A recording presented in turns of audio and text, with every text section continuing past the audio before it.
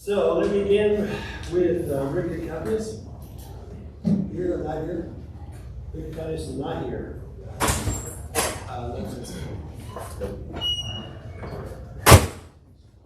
Marshall Allen. Marshall Allen. We knew he was not going to be here. Okay. Pants. Here. You're here. Okay. Paul here. Paul was telling you no, he was not.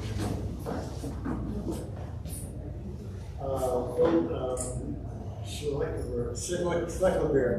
Yep. I'm sorry. Al Warren. So we got Warren. Yeah, sure.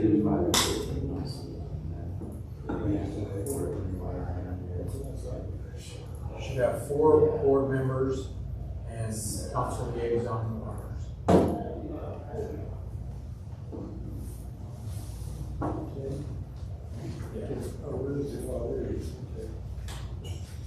We made a roll call, so the first thing we have to do after that is approve today's agenda. Does anybody want to make any changes? If not, we have a motion to accept the agenda as written. Accept the agenda written. Second. All in favor say aye. Aye. All opposed? Motion carries unanimously. Next thing is approval of the previous minutes of the last meeting. Does anybody want to make any changes to that? If not, can I have a motion to accept as written? Motion to accept. Second, somebody? Second. All in favor to accept the minutes as written from last time, say aye. Aye. All opposed? The motion carries unanimously. Is there anybody from public here? I don't think so we don't have to do that. Communications, we got Ryan, Keith, and Sam. Who wants to go first? Keith? Okay. Communications here, we talk about the month of May's revenue. The single biggest revenue producing month this golf course has ever had. I said that one other time and then Sam won't help me, but I don't think he's going to say it this time. Because he's not listening close enough. So, I said single biggest revenue month ever, right? Oh, yeah. Okay. For us as well, yeah. For sure, yeah, okay, good. So, want to make sure my facts were good. Oh, wait a minute. Hold on. So, seriously, 226, unbelievable. I mean, and the weather wasn't even great. It was, and obviously June wasn't much better, and we're on our way to going over 200 in June as well. So, it's incredible, and it's just been great. Actual rounds, 4,801 rounds, projected in at 4,200, so, and above the rounds for the actual for 2022. So it's just been, when we are open, it is busy. We raised our range ball prices this year, and we probably should have gone even higher, because I never seen the driving ranges just so. Ryan would attest to this. We were talking about the other day. There's practically no grass out there. They're busy all the time. It's really great. It's really fun. So, golf course is in great shape. I got to give it to Ryan and his staff because it's been challenging. We had a full lake in number 18, basically from the 100-yard marker back to about 175. You couldn't walk there 2 weeks ago. Right after what was that? Right after the concert. Saturday after the concert. Yeah. So, and honestly, we probably shouldn't have had carts. We were booked solid from 6 to 6, and the morning crew that day made the decision to go ahead and let them out, and it was the right decision in terms of revenue goes. Because we take carts off on a weekend, we lose 80% of our revenue. So, easily. And it was a tough decision, but the course has recovered well, and it's firmed up real nice, actually. And greens are in the best shape they've been in all year right now. So any questions for Twin Peaks? All right. Sure, I'll go. go down the line, yes, here. I'll just kind of keep following suit with what Keith had to say. It is definitely some of the biggest numbers I've ever seen, period, for Sunset, ever. Actual numbers came in at 94,000. Revenue-wise for us, when we were projected to do 61,000. So, well, big numbers there. Rounds, 4,247 rounds as of right now for that month. 8,900 rounds sold for this year. I can't agree more. If you're open, we're busy. It's unbelievable. Seeing numbers, cart numbers, revenue for the cart fees. I don't know about you guys, but Father's Day doing that report was, I've never seen cart numbers that high, at least for Sunset. Just the carts alone was crazy. So I just looked at the T-sheet a little bit ago. It was kind of open in the middle of the day today, but other than that, it looked solid in the morning, it looked solid most of the day. I'd say 90% full, and tomorrow's the same way. So I can't argue. Course is in excellent shape. Number 2 was a struggle bus for us for a while, but Ryan and Danny have done a lot of work on there, and I haven't had any. No one's complaining. Everyone's loving it. The course is green. They are all super green right now. So, any questions for Sunset?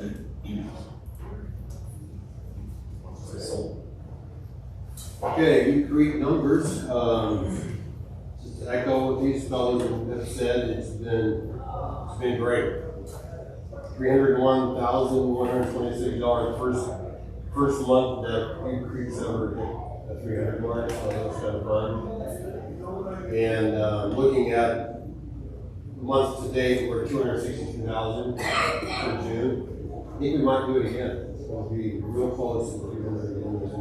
It's been good. Of course, in great shape. Players have a good product to come to. The feedback we get from customers has been amazing. Greens are going good. Today I noticed it's starting to get dry a little bit for a change. It's nice. It doesn't take long. It's been too lush. I mean, the native areas, we're going to talk about snow clay later, basic clay issues. That's been a big one in New Creek. And especially this year, the native is so tall, the bottom is in it. Don't even bother it's gone. So, the industry are starting to cut it down, so listening to that will help. Numbers are great. When we're open, just like Ryan said, when we're open, it's filling up pretty good. So, it's a great time to be in the golf business. Anything else for that report? Well, thank you very much. Sounds wonderful, actually. Old business, there is none. New business, review policies. Commercial procedures. Keith's going to do that. From the market. Yes. Basic play. Well, I think that, all 3 golf courses, we all have marshals. I think Sam has first 2 greeters as well as marshals. We all kind of do things somewhat the same, but at the same time slightly different. Our marshals are encouraged to go out there and make the day better for folks, but at the same time, these here at Twin Peaks, I don't want them hassling customers. In fact, I got a complaint from a customer yesterday who felt like he was hassled by the marshal. Now, good news was they got around in 3 hours and 57 minutes. But the bad news is it's not fun to play golf and have the guy following you or be near you or leave and then come back to you all day long. So I try to make sure that the guys here are out there helping them. They're visible, they're being seen. They do a lot of stuff, in and around the building as well. Taking out the trash for the maintenance crew on the driving range, cleaning up the cars, reparking the cars, restaging the cars, stuff like that. It's tough because all the marshals that we have are volunteers, and they are all not real young, and we have a crowd of folks out here that I'll just tell you a little story. I had a picture sent to me on Saturday night of some guys on number 15 that were driving their carts literally right up on the green. Okay, and the neighbor who kind of watches over the golf course there, he's hollering at them from his backyard. Right? And what do you suppose they're hollering back? And you can fill in the blank. And if the marshal goes out there, you know what he's going to say to the marshal? That's the same thing. If I go out there, you know what he's going to say to me? The same thing. Because that's the intelligence level that we have, that we're going to drive on the green. The intelligence level is not going to really listen to authority either. So that is always a problem, I think, for all of us. Maybe more so for me and Ryan and Sam. But we have that, and it's tough because it isn't as if we can go out there with the authority vested in us to just pull people off the golf course. They're not coming, and they're going to give us a hard time. So it's a challenging situation because slow play is on the weekends. It's always slow. I had a guy call in one day and says, "You got a marshal out here?" I said, "Yeah, he was just out there." Well, it's slow. I said, "Well, is there any holes? Is there a group holding everybody up that we can go speak to them?" No. I said, "Well, it is Saturday and it is rush hour traffic on Saturday." And I said, "And that's just how it is. You do the best you can to keep up with the group in front of you. And if everyone's doing that, and we're as congested as we are, it's going to be slow. And that's just part of it." He goes, "Well, can I get a rain check?" And I says, No, you can finish. And he did. But the reality of it is, when you get a lot of golfers on the golf course, and now you played out here on Saturday when you did your deal with all your guys, you guys made it around real good. But the reality of it is, on the weekends, it's not a fast pace all the time.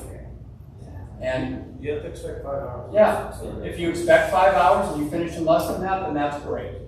And there are certain days and certain times that you can play less than that. When I play on Fridays, tee off around 9:50, we usually make it right at 4 hours almost every time. But if I tee off at 12:30 after we've been booked solid all morning, it's going to be a 5-hour pace. It's just how it is. And we support the marshals in that.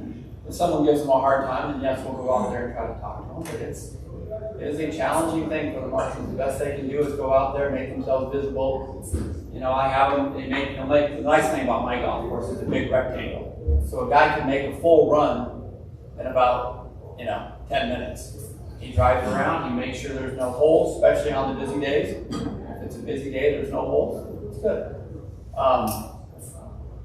And it is nice because the customers will always, it's a little different for Sam. The customer calls in at New Creek and he's on number 14, and the group in front of him is on 16 green. It's a long drive to get out there at 14. But at Twin Peaks, I can be at 14 in about 43 seconds. So, and the customers are pretty good about calling in if someone is slow. And so we will go out there and I have the guys say what they can say to them and encourage them to try to play a little faster. And it works more often than not. So the policy, I'm sure, is much deeper than that, but the reality of it is that's kind of how we run it every day. I think Sam and Ryan do something a little different than that. You got patrolling guys on both sides, right, Sam? We do on our busy days, yeah. Yeah. And then you got a first tee greeter. We just don't have enough volunteers to do all that at Twin Peaks. When we don't have enough marshals to do both nines, we find it to be better to have first tee greeter, because that kind of sets the tone for the day. First tee greeter can suggest, hey, here's the tees you guys should play from. Here's the pace of play policy. Here's the pace of play card with some tips on it, for beginners type and stuff. But I think that the first tee greeter definitely sets the tone. And it's a lot better than just, people get nervous when they see a marshal out there. It's like, oh shit, here comes a marshal. I mean, it's kind of, you all understand that, right? See the marshal coming, you're so nervous. But we definitely try to get the course marshaled as much as possible, work it in reverse, and say hi to folks, how's your day going? And hopefully it's all good. So New Creek, we just have a lot of challenges in New Creek. We got 5 lakes, 7 creeks, out of bounds on almost every hole, native areas. There's just a lot of trouble on New Creek, and it can really slow things down. sleeve of golf balls now, Pro V1s, $16 a sleeve. You know, guy's paying over $5 for a ball, he's out in the head area, he's looking for a while. He ain't gonna find it. But, so those are the things really, those are kind of the challenges we have to do. So the one thing with marshals, this is you Creek and not so much is the marshal will come and inform us, right? He'll say, look, there's a foursome in front of you, foursome in front of them, you're on the foursome. Well, that helps. Now you know why. You know, it's going to be a 5-hour round. You can play golf, you know. So that goes a long way to not being afraid of the marshal, not being nervous when they do those kind of things. Yeah, they give you a heads up on what's going on. That's Yeah. great to hear that they're doing that. You know, we have so many volunteers and so much staff at Good Creek. I feel sometimes that communication gets broken down. We always have to remind staff about things. The other comment I had about the marshals was, did they fix the ball marks? If it's slowing out, I mean, to me, that's not their job. I mean, if it's slowing out, they can fix ball marks. Their job is to get out there, monitoring basic play. Yeah, I mean, I do. Well, it's so busy, you can't. Yeah, I know, I get that. But like, for example, you know, we talked about the condition of the courses right now, which is actually, which I just played with a few minutes ago. And the 8th green is getting. He is bad. Torn out, you know what I mean? So, Well, and if I fix 3, there's still 10 more I'm not gonna get to because I gotta go too, so. I got some players too. To that end, now, our guys out here, we carry around in the back of the cart, they got a big, huge, you know, plastic bin full of sand and seed mix, so they're out in the back 9, especially in the morning when it's not super busy with carts coming in and there's not a lot of golfers. And the golfers in the morning, Monday through Thursday, Monday through Friday, they move along real good, they do their jobs. So our guys will be out back 9, fixing ball marks, filling divots, collecting trash, stuff like that. Helping us with junior golf on Mondays and Tuesdays. I mean, this increase in rounds of revenue comes at a cost, right? oh yeah, for sure. You know, one thing we did when COVID first happened, we went to no play for about a month and a half. Then we went to 15-minute tee intervals for the distancing thing. And then we settled in at 10, and we kept it at 10, and that's really improved the customer experience, I think. But what we also do is we'll squeeze times in every hour and a half, every 2 hours.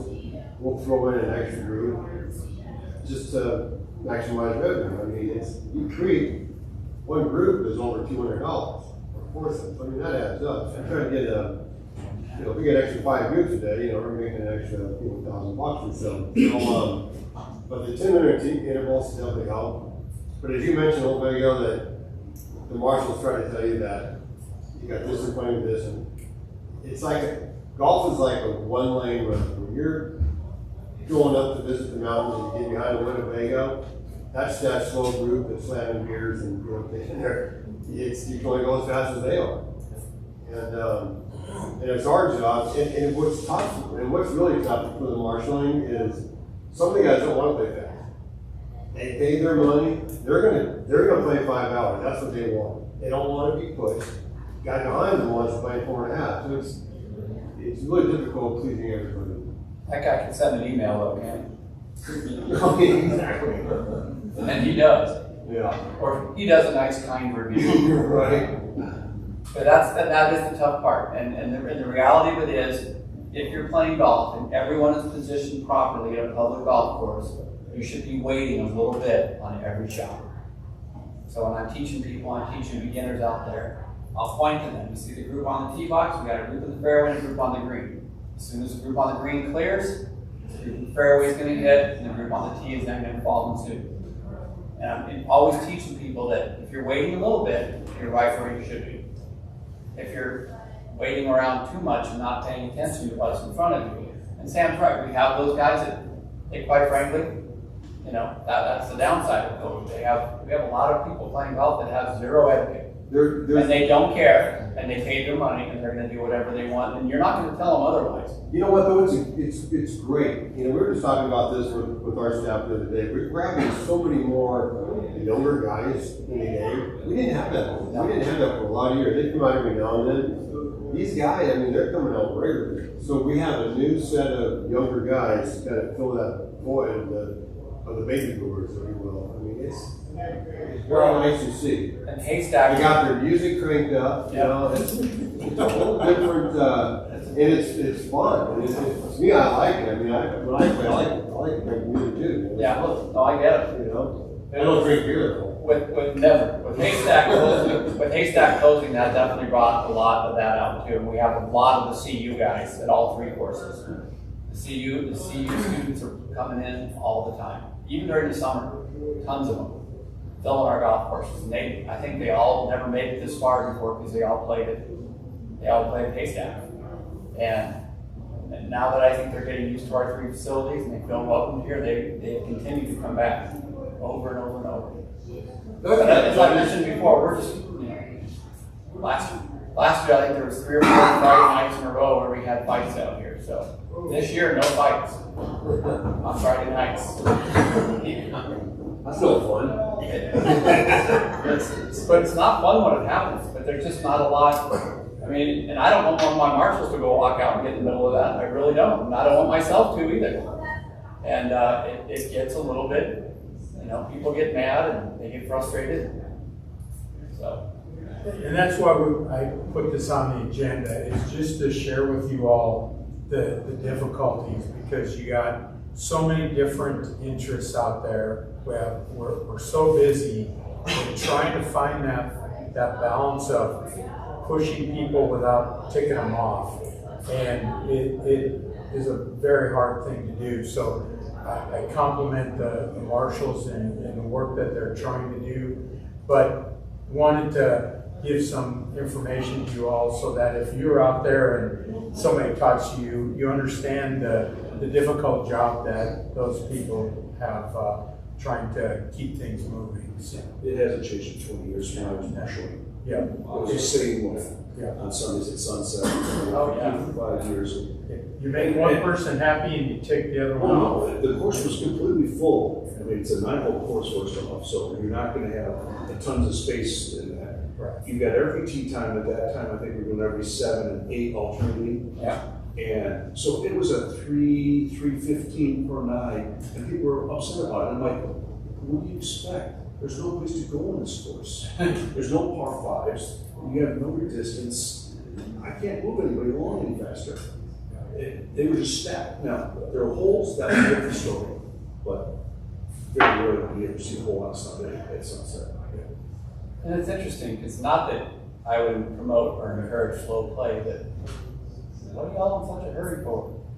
I mean, these people that want to come out and play in 4 hours, I'm like, what are you going to go do? You're here with your hand-selected crew of your best buddies. You're in a hurry. It doesn't make any sense to me. And those guys, it doesn't make sense to me either, because it's like, they don't talk about, I shot 114. They talk about playing 4 hours. It's like, good crap. You played 4 hours, was that fun? You don't even like it, but. Yeah, I got to play in the Broncos alumni thing this year. That was really cool at the ranch, right?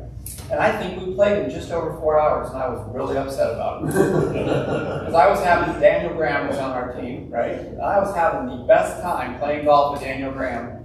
And then the group in front of us, they kept leaving us, so we had to hurry and catch them. And we played really fast, and I'm like, why don't we get like 20 teams so we can all play slower and enjoy the day more? So I know that there's a balance. I'm not saying people should play slow, but I'm saying that you've chosen this day to go play golf. Enjoy your time out there. It should just be a good flowing course. Yeah. And that's very difficult to achieve. But however, I do gotta say, it's been a huge challenge for us over the years. But we've taken a lot of steps, a lot of different things we've implemented, and it's starting to really pay off. I think we don't get any complaints about basic planning. Oh no. It's been very good. I think the biggest, You just said. I think the biggest problem is that if you have, and I played at youth at one time, and it was just a group ahead of us, and we knew it. They did moving along fine. It was when you're waiting 5 minutes at every shot. So I understand that there's going to be times that you lose a ball, you're looking for something, you're gonna have a backup. But when you step to the tee, it's 5 minutes. You go to the fairway, it's 5 minutes. And you go to the next shot, it's 5 minutes. So that's where the frustration comes with slow play. And not that we need to get done in 4 hours, but if you've got to wait 5 minutes on every shot for every hole, it's no fun being out there. That's a different scenario. Well, especially when it's the Yes. group in front of you, and it's evident that the group in front of them has left them. Oh yeah, there was 2 And that's, yeah, because we but can see that, it. but I'll bet you guys called in, right? Well, it was even worse than that, because it was with Jason. So we already knew the group ahead of us was another marshal. So they had the marshal go tell the marshal to go move forward. So That's pretty funny. it was kind of funny in a way, and they finally did, and then they dropped off at the ninth hole, so at their back nine and moved along just fine. But You told people before Super Senior Day. Yeah. that's a Why do different you scenario. play on Friday morning?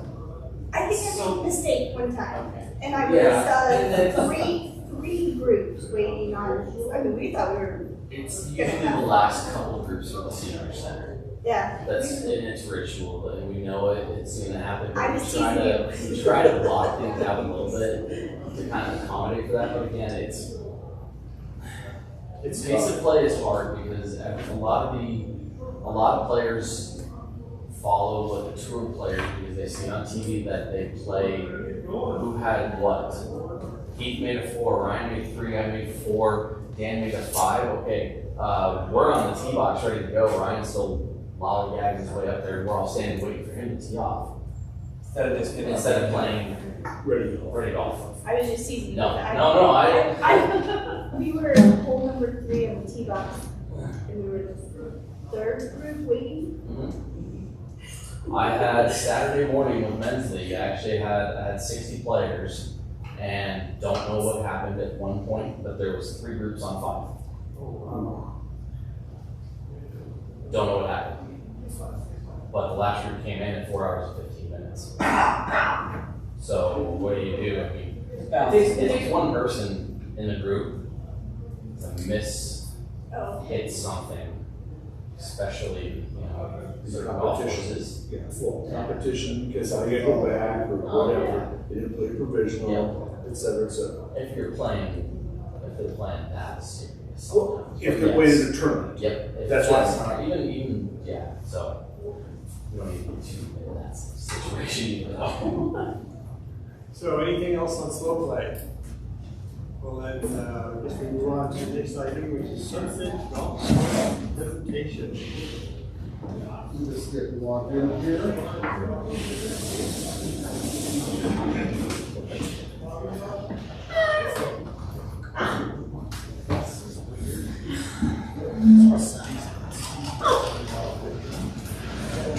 All right, so Brian and I will give a little presentation about sunset so far this year. We'll start with the maintenance aspect of the course. Brian will move on to the workshop, and then feel free if there's any questions along the way to ask, or at the end, we can answer some questions too. So let's get started with projects so far this year. So one of our big projects this year was we had a furnace in the attic crack a heat exchanger, and once that goes bad on the furnace, as everyone's had that happen, it's pretty much replace it because it's done for.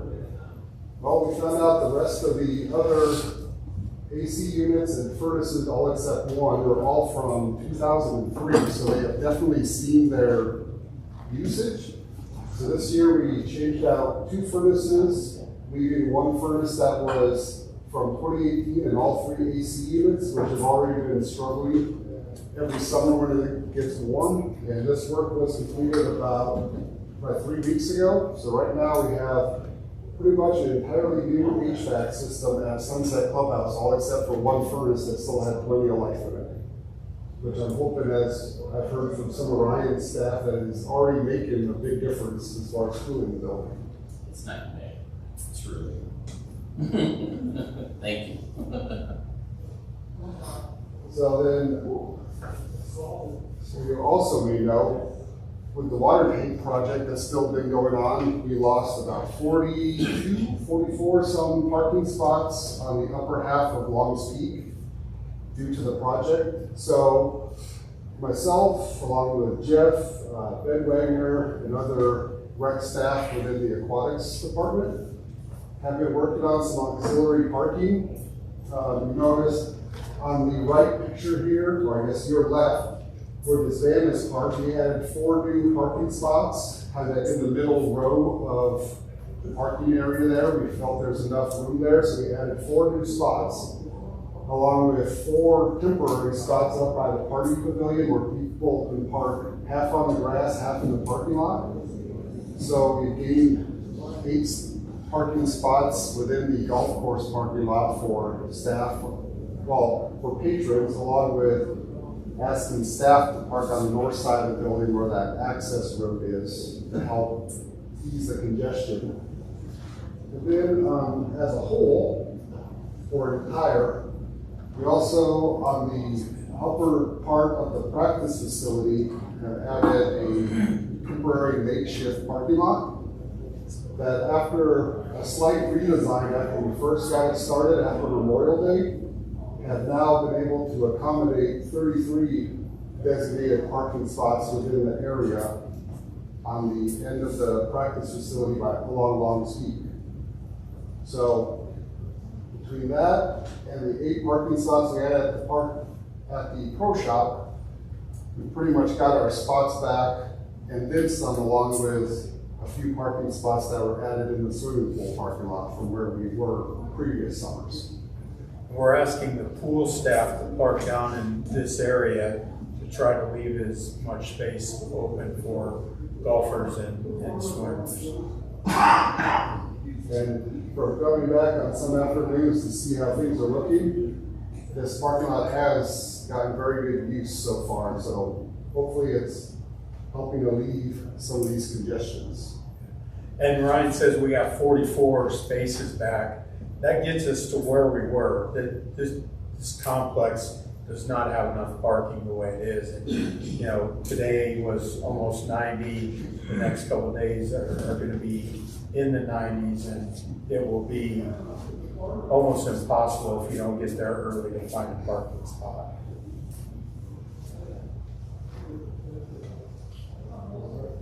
So next I'll move on to course conditions so far, which we kind of covered in the rounds by the pros, but our biggest thing this year, which is hard to imagine where we came from with the spring/early summer we've had so far, is we came out of winter at sunset, especially with a fair amount of winter damage just because of all the snow and ice that was holding around on the golf courses this year. I think altogether we had around 70 days we were completely covered, which from a turf aspect, it's right around 30 to 40 days when we start worrying to see damage because the grass starts to suffocate itself. So we saw that due to, extended periods of snow.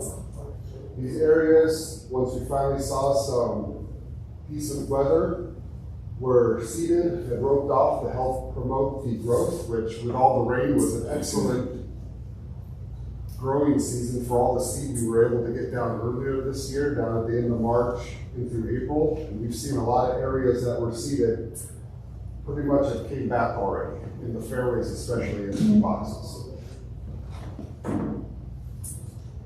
So, like Ryan mentioned, number 2 green was the worst green that came out of winter over at Sunset, along with 5 had an area, 7 had a little bit of damage just because they're north facing, and the trees that are around them give them an awful lot of shade where they don't fall off very well. As much as we try to scrape them off in the winter, can't really scrape them off when it's still an ice cube frozen to the top of the green.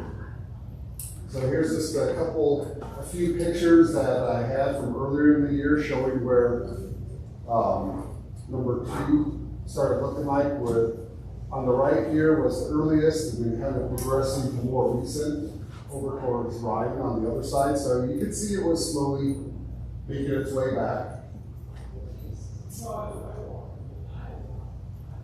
And also, big part of the greens recovery. We were out this year with the cedar, which is the picture on the far left.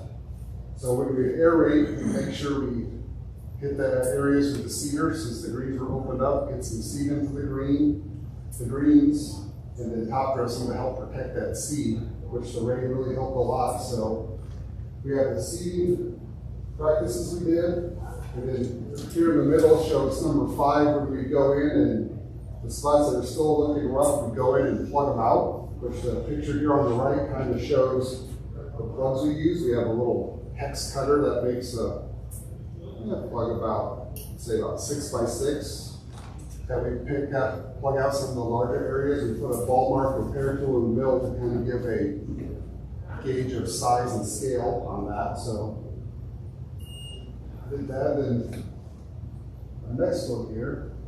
So I'll go back. So here is where we've been recovering. So on the left over here is number 2 green from just last Thursday. I took these pictures. So it's coming back. There's still some spots that are isolated around the green where they're bare. But I spoke with Danny, who's the senior tech over there, the full-time assistant. And since we started plugging 2, 5, and 7, he's counted that we were at just over 200 plugs in the 3 greens. I think his count is about 220 this morning.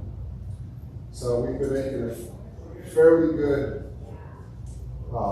dent in what damage was still out there still. So we have pictures of 2 here on the left, 7 up here on the top, and 5 here in the middle. Did you say where you got the plugs? So we are taking the plugs from the practice green, the chipping green that are down by the maintenance shop. I forget what year it was, but that green was pretty much doubled in size to help accommodate for if we ever needed it for a nursery green, since it's out of play and it's kept the same as all the other greens. So it's a good area to transfer plugs and sod from when we have some damage in it. So this way, we'll take one of these plugs out here in the middle, and then we'll cut a plug off the chipping green, and then we'll put the bad plug into the chipping green, and that way it'll be out of play, and that green can heal up on its own. So once we get these areas and feel like we've got enough plugs, we'll seed and probably cover that area on the chipping green to help promote growth and kind of rope it off a place to give it a rest. And then here, towards me, these are just a few areas out in the rough and fairway we've done. This top one here shows where you can see where the cedar went through and kind of some of the signs that would show that the seed has germinated, the lines coming perfectly through. And if you can see it, this area right here at the front of number 1, all this area here was bare at the beginning of the year. So it went from bare to something like this, and now you can barely tell what it looks like. This to kind of illustrate how good a growing season we've had for the seed we were able to get out there. And we're hoping, and I read kind of some stuff that it sounds like it's supposed to be dry and hot now all of a sudden, and you read something that says it's supposed to be one of our cooler summers on. So we're hoping between, I guess, whenever it decides to make up its mind, that we'll still have some good weather to help get the greens and the rest of the course back in good condition going into this upcoming winter. And I'm still talking with Ryan and kind of seeing how things are going. We're trying to come up with a plan for number 2 going into this winter to help protect it a little more if we have another winter like we did again, either cover it in sand to help protect it or put it in a turf blanket, which helps keeps the heat during the winter in the green and keep the snow and ice from melting into the crown of the sod throughout the year and suffocating the grass. So right now we're kind of going to plan for something and see where the year takes us and put it into effect once the leaves start to fall. But it feels like it's so far away, but it's already almost the 4th of July next week.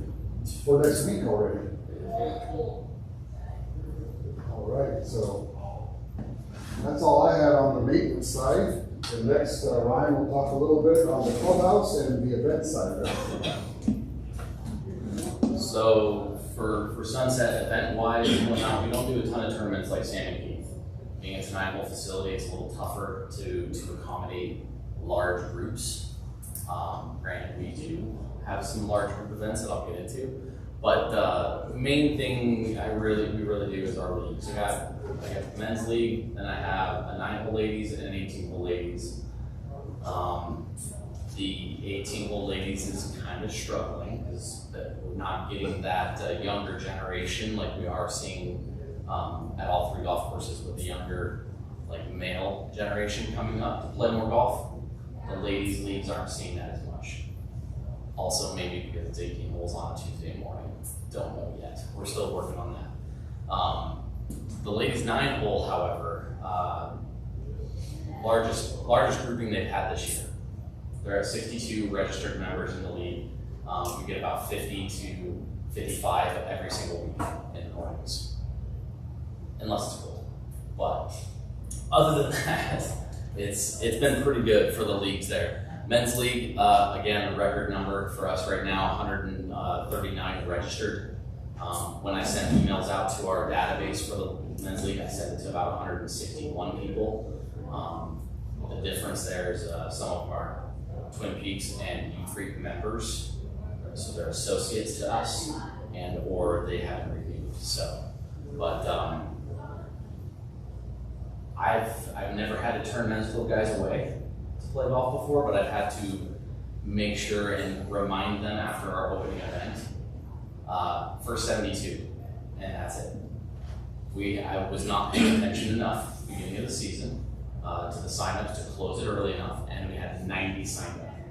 And at that point, it's hard to turn away and tell, those guys you cannot play golf.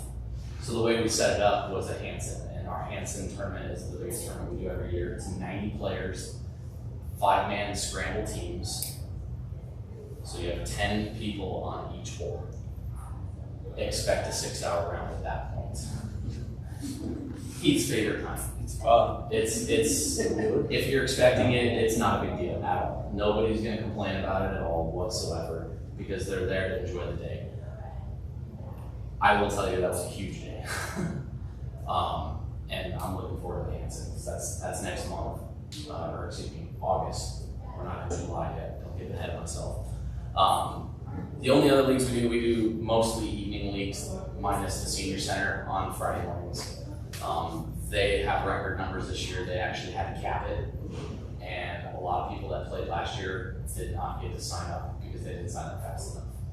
So there's still some groups that they book their own tee times now later to still play with the senior center, but they've got 2.5 hours of tee times at every Friday morning, and they fill every single morning, every Friday, right? Lutheran League is Monday nights tonight. I looked at the tee sheet before we started the meeting. They've got 6 groups. They had 5.5 groups show up today. Perfect for 90 degrees, in my opinion. Hilltoppers, ladies league, they show up every week. If it's raining, they're disappointed they can't play, or they play in it if it's not that bad. Iron Maidens is a kind of a branch grouping of ladies from your sweet spot. They're hit and miss. Some of them show up one week, they don't show up, but they've only got 2 to 3 tee times a week, and they usually call me the day before or the morning of to open it. And same with the Elks League, Thursday nights, usually full every Thursday for them as well. I think a couple people here and there miss out, but next slide. When it comes to tournaments, I do have them, obviously, but 72 is usually the max. Minus the Hansen and minus my opening day scramble. Most tournaments start around that 45 to 72 number is usually where we try to get it. I try not to do as many small events, especially on weekends, because I know weekends we're going to maximize everything. If we have an outside event that wants to do something, they have to have 72 on a weekend. Other than that, I push them to Fridays, Thursdays, whatever they can make happen for them. I can't argue. I have more tournaments that I'm working on. But Greg Mall's tournament is the next one that's on the list. That's at the end of this month. Lori Mall and Mike Mall should be sending out invitations to a few people. After that, then I will send a mass email out to fill out T-Rose. And I will tell you 72 probably not be enough either for that tournament this year. Because I had guys disappointed they could not play last year. So, go for it. So again, the list of them, the ones that we kind of just talked about. IPA Day was a fun one we kind of created last year. Odell Brewery, he came to me, the rep, and said, hey, I want to put on a tournament, IPA Day, do a scramble event. And I have all of this stuff I'm going to throw into it as well. It's coming back again this year. It's the first, what was it, the first Thursday in August is what the date is. It's about $70 per person, but you get food, you get beer, and golf is what's included with that event. And I've already got 4 to 6 teams signed up, and I haven't even put out the flyer yet. He hasn't given it to me. I've kind of gone away from glow ball, but Ryan O'Hanlon, he got me started with my business for insurance through True North here. And he passed away recently, and his family and them have asked and requested to do glow ball for a memorial event. We haven't talked yet, but I would like to sit down and talk and get your ideas. But that is a discussion in progress. We haven't really had much time to sit down to really go through it. So, It's like a 6-week thing. no, not 6. No. The only problem with doing glow ball, the setup and breakdown is extremely time consuming. It takes about an hour and a half to set up, and it takes about an hour and a half to 2 hours to break down. Plus, at that point, staff is there at, you can't do a glow ball. It's dark at 9 o'clock, so you're basically starting at 8:45 as the sun's gone behind the mountains, and then you're playing for 2.5 hours into the night. And now you're at 10:30, say 11. Cleanup ends at midnight, 1 o'clock, and at that point, who wants to work? None of my staff is ever, I love them all, but I don't blame them. No one wants to step up to do that one. So I always work it, and I always put the carts away, that kind of thing. So it's a lot of work, but I'm all about doing it for special occasions, I think, at this point. Go for it. Kind of a picture of just kind of the basic setup that we do for outside now for food and beverage when we do our tournaments. You finish the round and or during the round, depending on the event. The handstand, I do it in the middle of it. They tee off about 10 o'clock, is it normally? So 10, by 11:30, I've got food ready so they can make the turn, because there's usually a group or two waiting at number 1, so they can sit, eat, and then go back to the tee, and it does not add more time to their turn.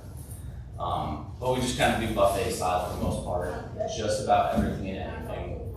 All comes down to the price and if you can get it nowadays. I don't know about you guys, but brats, that's been a fun one, huh? A good one. Yeah. The ones that I at least normally carried, according to our rep, the Rockies bought all of them. So we've gone through 3 different brats, and I think we finally found one that's pretty good. But I was really upset about that one. Odell IPA Day, so just kind of a picture. Last year they did, everyone got a orange, bright fluorescent orange IPA Day shirt. You got a 19-ounce Odell IPA can of beer. Plus we did food, and Odell gave away prizes like crazy. They also did a beer for a year for someone that played. It was a raffle, had nothing to do with how well you played, and the rep meets up with a person somewhere and gives them a case of beer.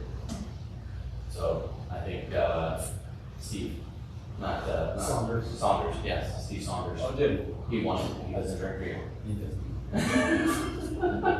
So, but I don't think that one will. He does drink rum. I don't think they'll do free beer for a year because of how much he's like. It's such a pain to bring a case down. Meet him at gas stations or like a liquor store one day just because, you know, we were closed in January, February, and March, so couldn't meet them at the golf course or something like that. So, but all that beer goes through the golf course still. It's not brought out and given to them that way. It goes through my liquor license still.